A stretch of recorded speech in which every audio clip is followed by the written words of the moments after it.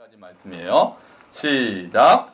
다윗이 아말렉 사람들이 빼앗아갔던 모든 것을 도로 찾고 그의 두 아내를 구원하였고 그들이 약탈하였던 것 곧 무리의 자녀들이나 빼앗겼던 것은 크고 작은 것을 막론하고 아무것도 잃은 것이 없이 모두 다윗이 도로 찾아왔고 다윗이 또 양떼와 소떼를 다 되찾았더니 무리가 그 가축들을 앞에 몰고 가며 이르되 이는 다윗의 전리품이라 하였더라.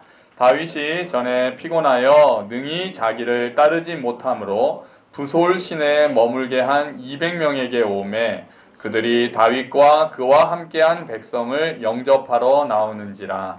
다윗이 그 백성에게 이르러 문안하매 다윗과 함께 갔던 자들 가운데 악한 자와 불량배들이 다 이르되 그들이 우리와 함께 가지 아니하였은즉 우리가 도로 찾은 물건은 무엇이든지 그들에게 주지 말고 각자의 처자만 데리고 떠나가게 하라 하는지라. 다윗이 이르되 나의 형제들아 여호와께서 우리를 보호하시고 우리를 치러 온 그 군대를 우리 손에 넘기셨은즉 그가 우리에게 주신 것을 너희가 이같이 못하리라. 이 일에 누가 너희에게 듣겠느냐? 전장에 내려갔던 자의 분깃이나 소유물 곁에 머물렀던 자의 분깃이 동일할지니 같이 분배할 것이니라 하고. 아멘. 할렐루야. 다인아 안녕. 지금 깨 있구나. 지난주에 네가 설교할 뻔했어. 네.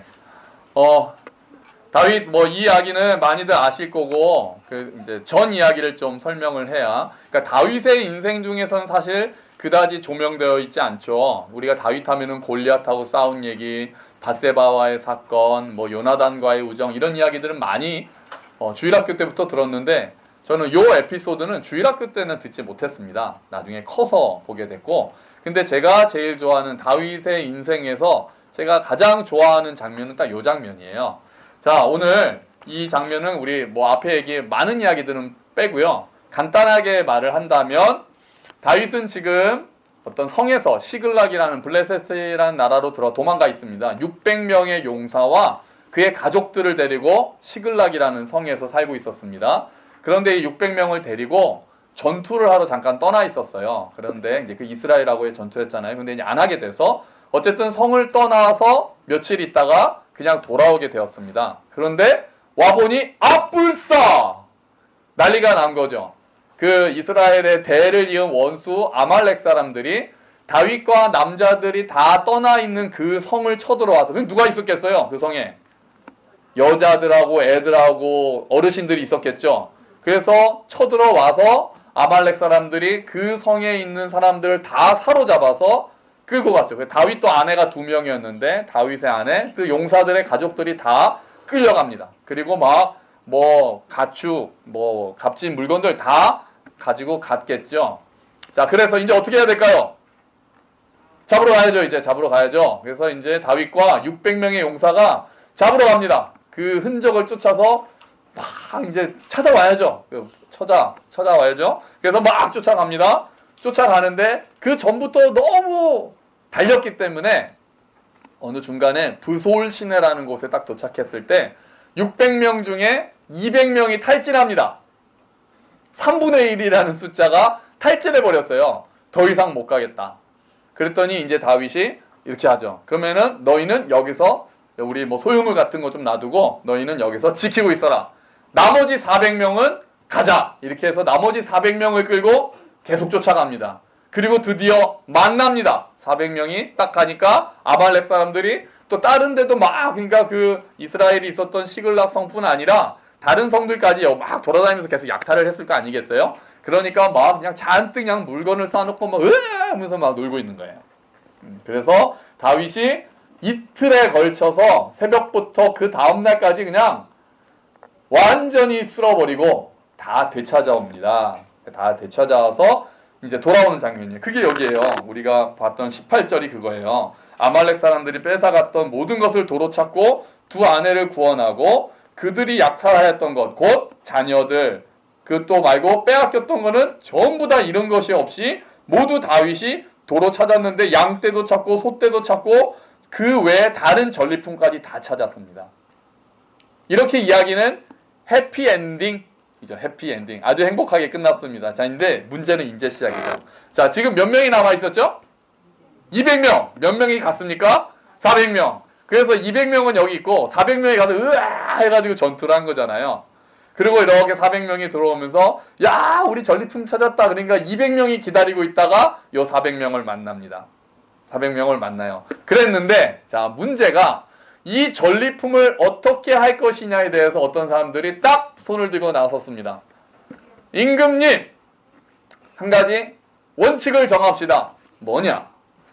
지금 요 200명은 그냥 여기 있었잖아요. 전투 안 했잖아요. 그죠? 200명은 여기서 어쨌든 기다리고 있었고 우리 400명은 왕과 함께 가서 진짜 이틀 동안 며칠 동안 고생해서 진짜 목숨을 걸고 싸워서 이거를 다 찾아왔으니까 그 200명한테는 가족들은 돌려주되 나머지 우리가 애를 써서 찾아온 이 가축이니 물건이니 이런 거는 주지 맙시다.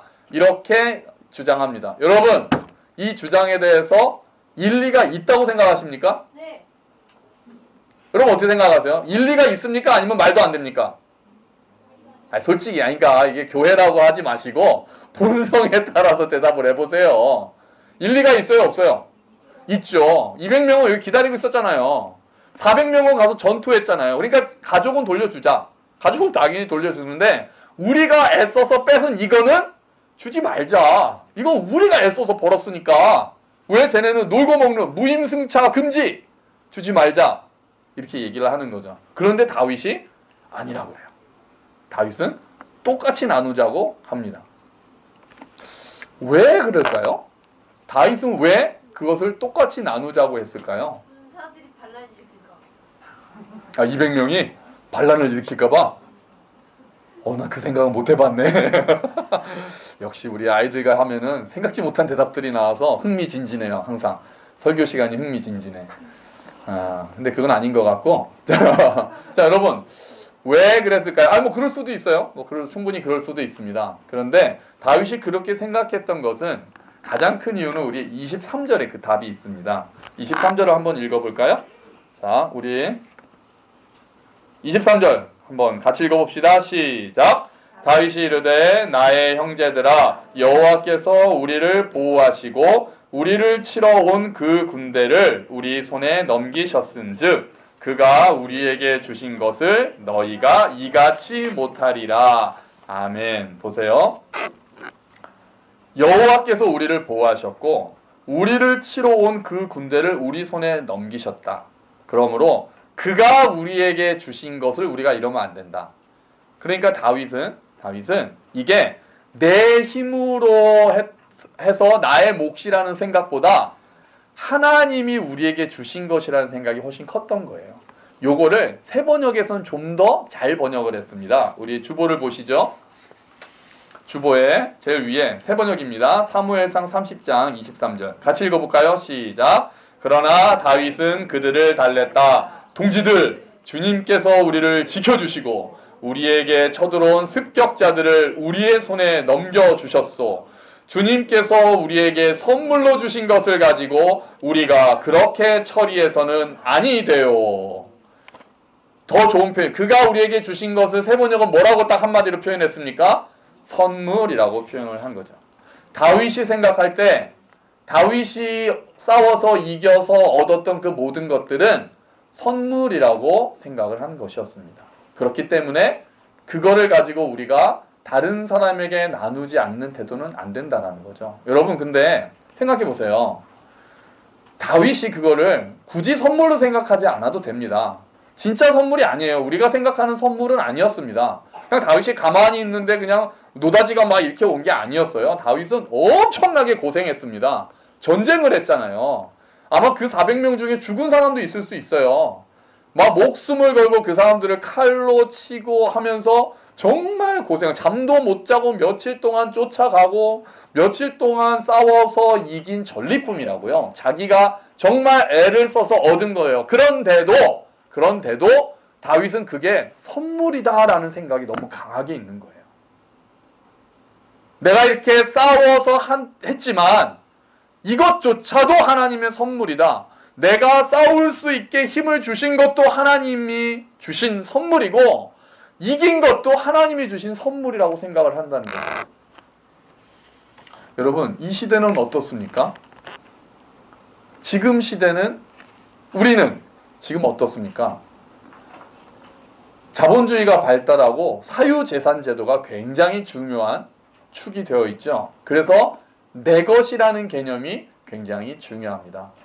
어릴 때부터 그러잖아요. 아이들 놀고 있다가 조그만 애기가 딴 애가 와서 애 거 만지면 딱 뭐라 그럽니까? 만지지 마, 내 거야. 만지지 마. 그 다음에 중요한 말. 내 거야. 내 거야. 이 얘기 꼭 하잖아요. 내 거야. 그거 애들은 어디서 그게 본능일까요? 아니면은 학습일까요? 언제 그 말을 알았는지 내 거야라는 말을 너무 잘해요. 아기 때부터 내 거야. 딱 자기 거 움켜쥐입니다. 어린이집이나 어디서 밖에서 누가 와서 친구가 와서 만질라 그러면 내 거야. 딱 이렇게 움켜쥐는 게 타고난 건지 아니면 이 자본주의 사회에서 이게 형아 거야, 언니 거야, 아빠 거야 이런 걸 하도 어릴 때부터 자연스럽게 들어서 그런 건지는 잘 모르겠어요. 그런데 아이 때부터 이거는 내 거다. 내 거니까 다른 사람에게 주는 것에 대해서 하지 않으려는 태도가 너무 많은 거죠. 커지면 어떻게 되죠? 커지면은 우리 어른들은 내가 갖고 있는 게 내가 정말 노력해서 번 것이라는 생각이 꽉 차 있습니다. 틀린 말은 아니죠. 우리가 가지고 있는 것들, 먹을 수 있는 거, 우리 정말 각 부모님들이 얼마나 노력을 해서 그것을 다 얻은 겁니까? 수고의 대가인 것은 맞죠. 그런데 그게 내가 수고해서 얻은 것이라고 생각을 하면 내가 선물로 받았다는 것에 비해서 뭐가 나눠주기가 힘들어지는 거예요. 전에 제가 말씀드렸나요? 옛날에 제가 그냥 과외를 하면은 돈을 쉽게 벌거든요. 그 당시에 또 막 과외를 해서 돈을 쉽게 벌 때는 그 돈 가지고 동기들, 후배들 먹을 거 사주는 게 굉장히 쉬웠습니다. 너무 쉽게 번 돈이니까요. 그냥 일주일에 몇 시간밖에 안 했는데 한 달에 막 30만 원, 40만 원 받으면 그냥 막. 근데 제가 군대 가기 전에 노가다판에 한번 가서 하루 종일 그 슬레이트를 나르고 나서 딱 받은 그 6만 원. 그건 진짜 그 누구에게도 줄 수 없는. 진짜 그거 그때 말씀 안 됐어요? 그거 들고 제가 수요 예배 갔는데 제 교회 동기들이 야 너 오늘 돈 벌었다며 저녁 사라 했을 때 제 속에서부터 끌어오르는 분노. 이게 어떤 돈인데 이놈들이 이 돈을 건드리려고 그래. 그 전에는 아르바이트해서 그냥 그 과외에서 번 돈은 그냥 막 뭐라고 안 해도 야 내가 밥 쏜다 이랬는데 내가 정말 너무 힘들게 벌으니까 이 돈은 정말 그 누구도 건드릴 수 없는 돈이었던 거예요. 근데 우리가 그렇게 되는 거예요. 우리가 가지고 있는 것들이 내가 번 것이라는 생각이 너무 강해지면서 내 것이라는 생각이 강해지면서 나눠줄 수도 있는 것이라는 생각을 점점 더 못하게 되는 거죠. 그게 우리 사회에 일어난 어떤 비극 같은 겁니다. 만약에 이것 또한 내가 지금 가지고 있는 것이 선물이었다면 내가 정말 힘들어서 내가 오늘 이걸 먹는 거다 이것이 아니라 이거를 누군가 나에게 선물로 준 거라는 인식이 우리 안에 가득 있다면 우리가 좀 더 쉽게 나눌 수 있지 않을까요? 나에게 있는 모든 것이 하나님께서 나에게 베풀어 주신 선물이라는 생각이 깊이 자리 잡고 있다면 우리가 다른 사람들에게 그것을 나눠주는 게 조금 더 쉽지 않을까요? 심지어는 우리가 노력으로 얻은 게 아닌 것조차 우리는 우리 거라고 생각합니다. 예를 들어 어떤 거요? 시간 같은 거죠. 시간은 우리가 노력해서 우리가 만든 게 아니잖아요. 그런데 그것도 선물이라고 생각하기보단 이제 내 거라고 생각을 하니까 다른 사람들에게 내 시간을 내어주는 것에 대해서 인색해집니다. 내 시간, 내가 관리해야 된다는 생각이 많아서 그것을 잘 다른 사람들을 위해서 시간을 내어줄 수 있고 그 사람들과 나눌 수 있다는 생각을 더 많이 못하고 있다는 거죠. 성경은 그렇게 이야기하지 않습니다. 오늘 주보를 한번 보시죠. 우리 주보에 전도서에 전도서 기자가 가지고 있는 기본적인 생각이 있습니다. 전도서 3장 12절 13절 우리 한번 같이 읽어보겠습니다. 시작. 사람들이 사는 동안에 기뻐하며 선을 행하는 것보다 더 나은 것이 없는 줄을 내가 알았고 사람마다 먹고 마시는 것과 수고함으로 낙을 누리는 그것이 하나님의 선물인 줄도 또한 알았도다. 아멘. 이 전도서 아마 솔로몬이 썼다고 우리가 생각을 하고 있었죠. 오랜 시간을 살고 나서 삶을 돌이켜보면서 가지고 있는 지혜를 내어놓습니다. 사람들이 사는 동안에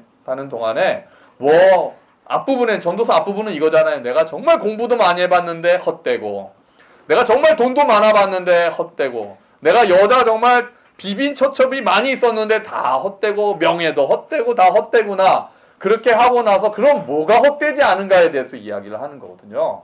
근데 그 중에 이 얘기가 나오는 거예요. 사람들이 정말 중요한 거는 사는 동안에 그냥 그 자리에서 만족하고 기뻐하면서 그 자리에서 선을 행하는 것이 가장 좋겠더라. 없는 것 때문에 아둥바둥하면서 뭔가를 더 얻으려고 힘들게 사는 것이 아니라 그 자리에서 하나님께서 주신 것을 받고 기뻐하면서 선을 행하면서 사는 것, 받은 것들을 나눠주는 삶이 가장 좋다는 것을 내가 이제야 깨달았다라고 전도서 기자는 이야기를 합니다. 그리고요, 사람마다 먹고 마시는 것과 수고함으로 낙을 누리는 그것이 하나님의 선물인지 이제 내가 알았다. 그냥 우리의 일상생활, 그냥 먹고 마시고 또 내가 일을 해서 그 수확을 얻고 내가 일을 해서 대가를 얻고 그걸 가지고 우리 가족들을 건사하고 그것들과 함께 지체들과 함께 먹고 마시고 즐길 수 있는 것 그것도 다 하나님의 선물이라는 이야기죠. 그렇게 알고 나면 내가 가지고 있는 것을 나누는 게 조금 더 쉬워지는 것이죠. 근데 우리는 신약으로 들어서는 우리는 한 걸음 더 나아가서 엄청난 선물을 받았다는 것을 알고 있습니다. 그게 바로 주보 밑에 나와 있는 에베소서 2장 8절의 말씀이죠. 에베소서 2장 8절 말씀 우리 같이 읽겠습니다. 시작. 너희는 그 은혜에 의하여 믿음으로 말미암아 구원을 받았으니 이것은 너희에게서 난 것이 아니요 하나님의 선물이라. 아멘. 어떤 것을 선물로 받았습니까? 구원을 받았습니다. 여러분 구원은 제가 믿음으로 받는 게 아니라고 가끔 말씀드렸잖아요. 믿음으로 받는 거지만 더 중요한 건 구원은 뭘로 받습니까? 은혜로 받습니다. 믿음이 있고 없고는 그 하나님의 선물을 받는 손과 같은 것이고 은혜로 우리는 구원을 받는 거예요. 그러니까 우리가 어떤 조건이 있어서가 아닙니다. 우리가 하나님을 알게 된 것, 그리고 예수님을 믿게 된 것, 이 자리에 와서 예배자로 서 있게 된 것은 그조차 하나님의 은혜로 하나님의 선물을 우리가 받은 것과 마찬가지입니다. 우리가 무엇을 하기 전에 우리가 하나님을 알기도 전에 하나님을 먼저 사랑하기 전에 아니 하나님을 믿기도 전에 알기도 전에 오히려 반역하고 하나님을 배반했을 그때 하나님께서는 우리를 먼저 사랑하셔서 우리에게 선물을 주셨어요. 어떤 선물을요? 예수 그리스도라는 선물을 주셨어요. 그리고 그분의 십자가 죽음과 부활로 인해 그것을 믿는 자들에게는 하나님의 자녀라고 불러주시는 구원을 우리에게 선물로 주셨습니다. 할렐루야! 우리가 한 거 아무것도 없는데 우리는 그 선물을 받았어요. 우리가 예쁜 구석이 있어서가 아니라 이유를 우리가 알 수 없는데 하나님께서 우리를 먼저 정하셨어요. 하나님께서 우리를 먼저 아셨어요. 하나님께서 우리를 먼저 택하셨어요. 그리고 우리에게 먼저 하나님께서 그 선물을, 그 커다란 선물을, 도저히 값을 지불하고 살 수 없는 정도의 그 엄청난 선물을 우리에게 주셨습니다. 그리고 베드로는 또 이렇게 얘기합니다. 주 예수를 믿고 회개하고 주 예수를 믿으면 성령을 선물로 받을 것이다. 성령 하나님조차 당신을 선물로 우리에게 내어주셨습니다. 우리는 그러므로 이미 큰 선물을 받은 자들입니다. 할렐루야! 예수를 믿는 자들은 그렇지 않은 자들에 비해 엄청나게 큰 선물을 이미 받은 자들이라는 겁니다. 그럼 하나님이 그 선물을 우리에게 주셨으면 우리는 이제 그 선물을 어떻게 해야 되는 겁니까? 하나님께서 우리에게 선물을 주시는 것은 그냥 그거 우리가 행복하게 누리고 잘 먹고 잘 살고 거기서만 머물라고 있는 것은 아니에요. 이제 그 선물을 나눠주는 것을 하나님께서는 기대하십니다. 우리가 구원이라는 선물을 받은 자들이 구원의 선물을 나눠주는 게 뭡니까? 그게 전도고 그게 선교인 거죠. 그냥 의무로 내가 뭔가를 해야 된다는 것이 아니라 너무 좋은 선물을 받아서 그 선물을 나눠주고 싶은 거예요. 시골에 계시는 어머니께서 너무 맛있는 김치를 담가서 보내주셔서 너무 나 혼자 먹기는 아까워서 옆에 있는 식구들하고 나눠 먹는 것 같은 게 그게 전도고 그게 선교인 거예요. 너무 감사해서 내가 뭔가를 하지도 않았는데 먼저 선물을 받았기 때문에 나 혼자 가지고 있기는 너무 아까워서 더군다나 이 선물은 나누면 나눌수록 커지기 때문에 나눠주는 것이 전도고 선교라는 거죠. 복음만 그런 게 아닙니다. 우리가 전도서에서 본 것처럼 우리가 가지고 있는 모든 것이 하나님의 것이고 하나님께서 우리에게 선물로 주신 것이라는 그 생각이 우리 안에 가득 차 있어야 우리가 나눠줄 수 있는 사람들이 됩니다. 이게 자본주의하고는 생각이 좀 달라지는 거예요. 지금 시대는 내 거를 가르칩니다. 내 거. 소유권이 중요하다라고 이야기를 하면서 네가 벌어서 네가 잘 먹고 잘 살아야 된다는 것에 매진합니다. 그것이 모두의 것이라는 생각을 잘 하지 않습니다. 공유를 생각하기보다는 소유를 생각하고 사유를 생각하죠. 근데 우리는 이 모든 것이 하나님의 선물이라는 생각으로부터 시작을 하기 때문에 다른 관념을 가지게 되는 겁니다. 그래서 청직이라는 사명도 나오는 거죠. 내 것이 아니라 하나님의 것이다. 하나님이 선물로 나에게 주신 것이고 나에게 맡겨주신 것이라는 생각이 우리 아이들한테 어릴 때부터 우리가 가르쳐야 합니다. 너가 가지고 있는 것은 선물로 받은 것이다. 그러므로 네가 나눠주는 게 좋다. 우리 교회에서 가장 나눠주기를 잘하는 아이가 누군지 아십니까? 제가 다는 모르니까요. 제가 들은 아이 중에서 가장 나눠주기를 잘하는 아이는 나드입니다. 그 얘기만 나드는 누군가에게 뭔가를 주는 걸 굉장히 좋아한다 그러더라고요. 네. 그게 얼마나 좋은 마음이에요. 얼마나 좋은 마음이에요. 주님께서 주신 마음이죠. 여러분, 근데 선물을 나눠주고 주고받을 때 조금 조심해야 될 부분이 있습니다. 어떤 부분이냐면요. 선물을 받으신 다음에, 그러니까 선물을 줄 때는 선물의 의미는 값 없이 주는 거라는 의미예요. 그러니까 보답을 바라지 않고 줘야 선물이잖아요. 내가 선물을 줬으니까 다음에 네가 선물을 내놔. 이건 선물의 개념이에요. 이거는 거래죠, 거래. 그러니까 선물은 값없이 주려고 하는데, 그런데 여러분, 그러니까 선물을 받으신 다음에 이거를 못 견디시는 분이 계세요. 선물 받은 걸 못 견디는 분. 남에게 빚지고는 못 사는 마음. 안 좋습니다. 그러니까 선물을 받으시면 바로 답례를 하지 마세요. 참으세요. 그러면 상대방이 준 선물의 의미가 없어지잖아요. 선물을 받았으면은 감사함으로 받는 게 가장 좋은 거예요. 답례를 또 바로 그냥 그걸 묻혔고 내가 받은 건 그대로.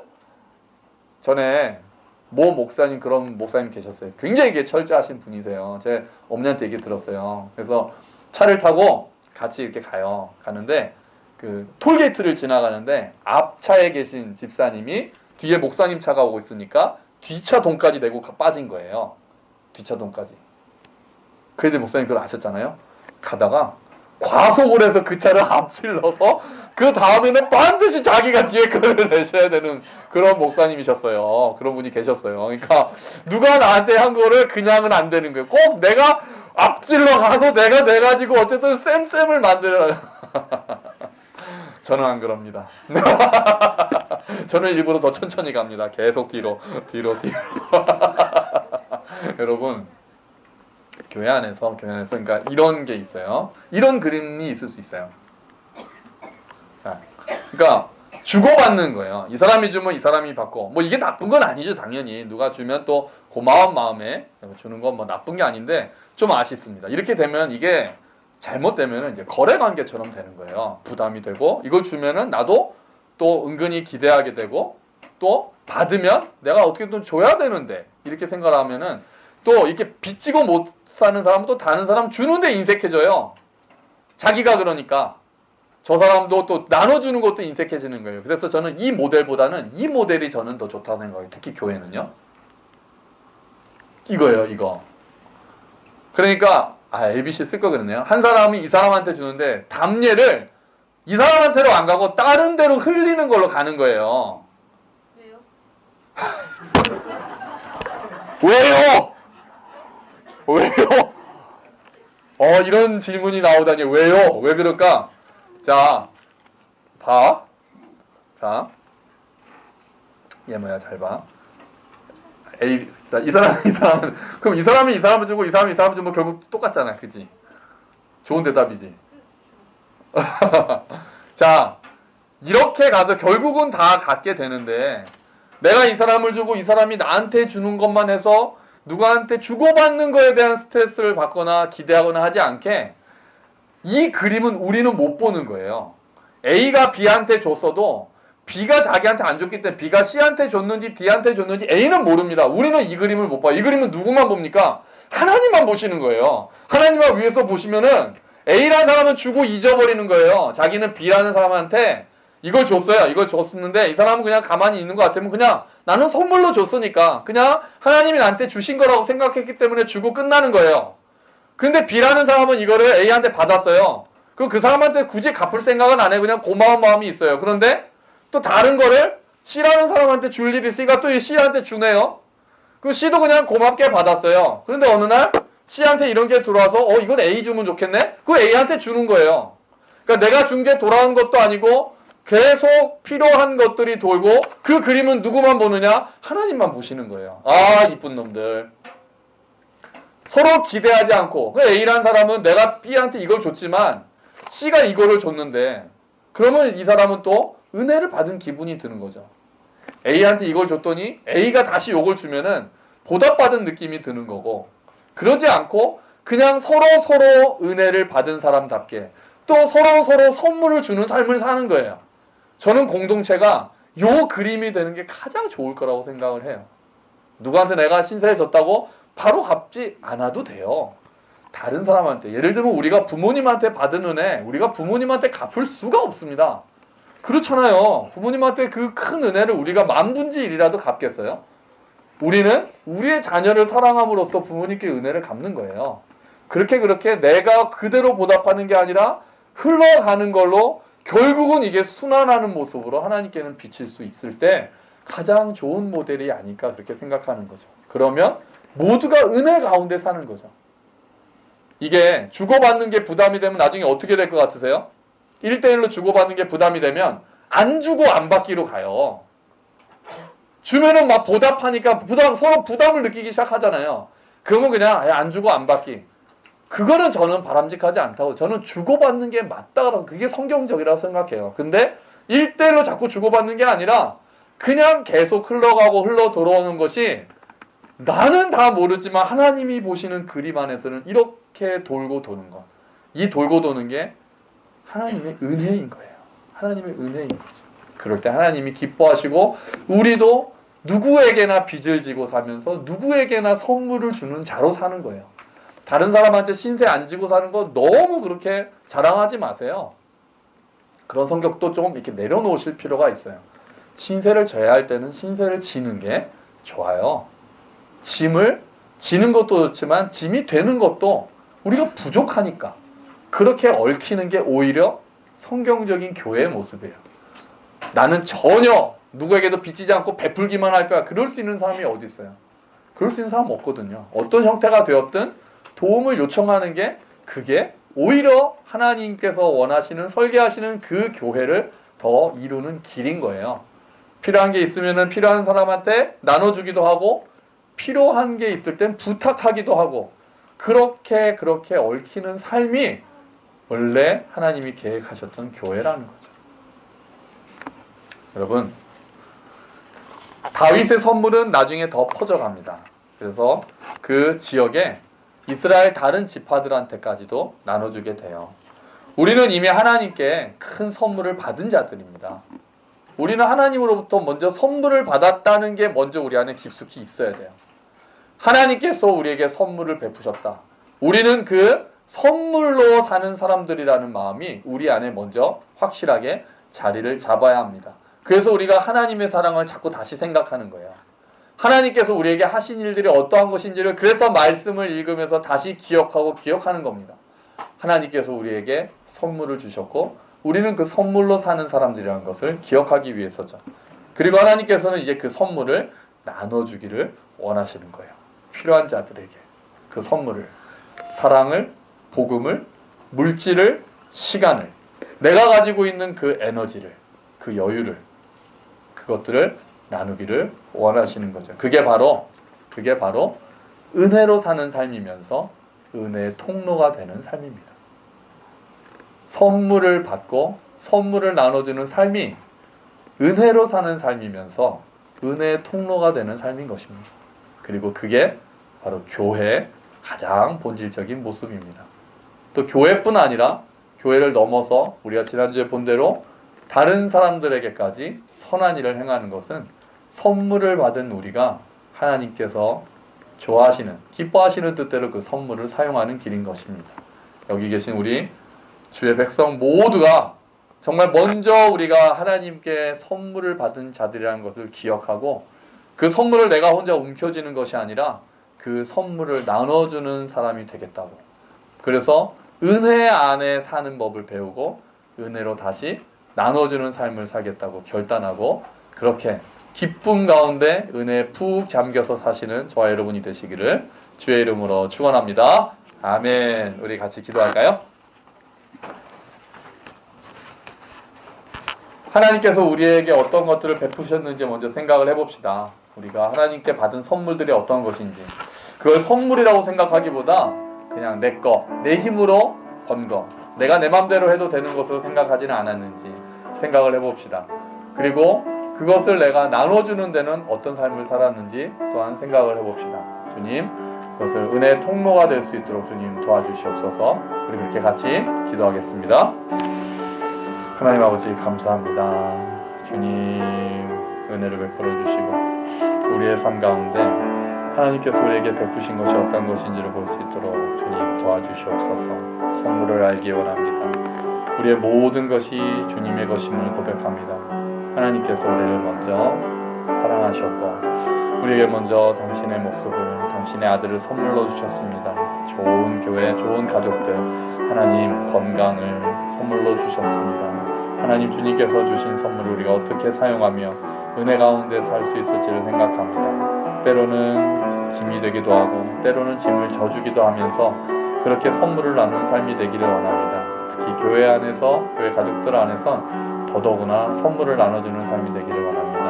하나님 은혜를 베풀어 주시고 은혜 가운데 거하게 하시고 우리의 삶이 은혜에 푹 잠기는 삶이 될 수 있도록 주님 도와주시옵소서.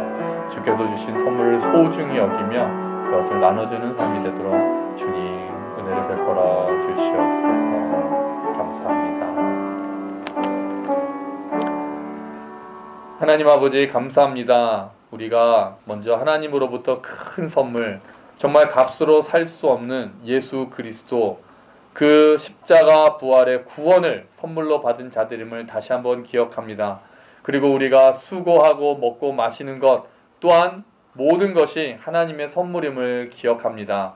하나님, 우리가 살면서 내 것이라는 생각, 내가 선물로 받은 것이 아니라 내 힘으로 번 것이라는 생각이 많아서 혹시 나눠주는데 인색하고 있었다면 주님, 우리의 잘못된 생각을 고쳐주시고 하나님께서 허락하셨기에 우리가 벌 수 있었고 우리가 얻을 수 있었고 그렇기 때문에 이것도 하나님의 선물이며 그래서 나눠줄 수 있다라는 마음으로 바뀔 수 있도록 주님 은혜를 더하여 주시옵소서. 하나님, 우리가 은혜로 사는 삶임을 고백하기를 원합니다. 우리가 또한 은혜의 통로가 되는 삶이 되기를 원합니다. 다윗이 하나님이 주신 것을 이렇게 하면 안 된다라는 마음으로 자기가 힘써 얻은 것을 나누었던 것처럼 우리 또한 우리가 힘써 얻긴 하지만 하나님께서 주셨다라는 마음으로 그것을 또한 나눠주는 은혜의 삶을 살 수 있도록 하나님께서 베푸신 은혜를 누리고 그것을 나누는 은혜에 푹 잠긴 삶이 되도록 주님 도와주시옵소서. 정말 많은 것들을 선물로 주셨습니다. 가족들을 주셨고 또 교회 지체들을 주셨고 건강을 주셨고 여기 와서 예배 드릴 수 있는 시간과 또 우리의 모든 것들을 하나님께서 허락하셨습니다. 감사함으로 하루하루를 지낼 수 있게 하시고 그 은혜를 나누는 삶이 되도록 주님 도와주시옵소서. 감사합니다. 주님, 이 모든 말씀 예수 그리스도의 이름으로 기도합니다. 아멘.